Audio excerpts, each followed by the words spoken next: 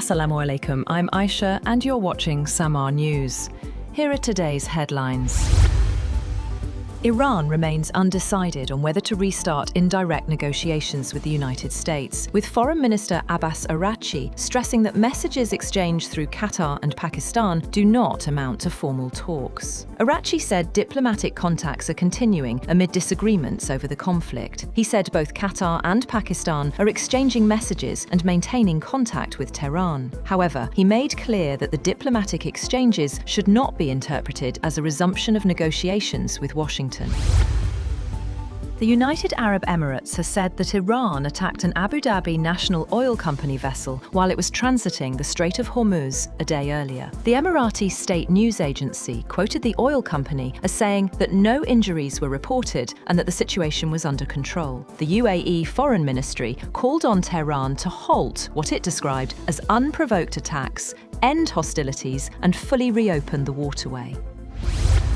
President Donald Trump has declared that he will soon declare the Strait of Hormuz a territory of the United States, although it was unclear whether the remark represented a serious policy proposal. However, Iran immediately rejected Trump's remarks, insisting that Tehran alone controls decisions over whether the Strait of Hormuz is open or closed. Iranian Deputy Foreign Minister Kazem Garibabadi said Tehran would not be intimidated by US threats or a display of military force.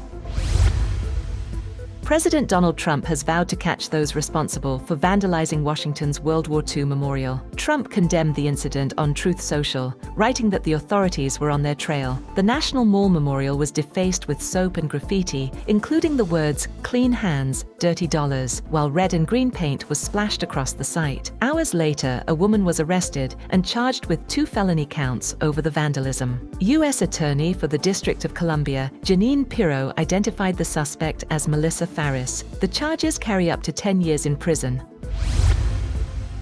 A Kentucky woman has been taken into custody and charged with 2 felony counts in connection with the vandalism at the World War II Memorial in Washington. U.S. Attorney for the District of Columbia, Jeanine Pirro, said on social media that Melissa Farris faces charges each carrying penalties of up to 10 years in prison. In videos posted to her Facebook account, Farris records herself spray painting the memorial and asking why she has not been arrested.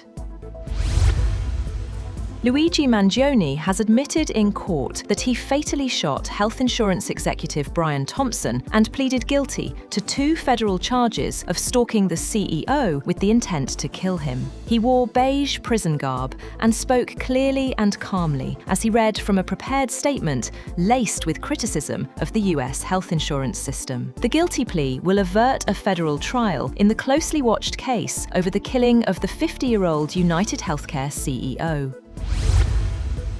At least 38 people have died after an earthquake of magnitude 7.7 and dozens of aftershocks struck off eastern Indonesia as rescue workers rushed to reach areas closest to the epicenter. Tsunami waves of less than 1 meter were recorded in several areas of the Southeast Asian nation after the early morning tremor. The tsunami warning was lifted about 3 hours after the quake. The head of the National Disaster Management Agency said approximately 2,000 people had fled to safer ground.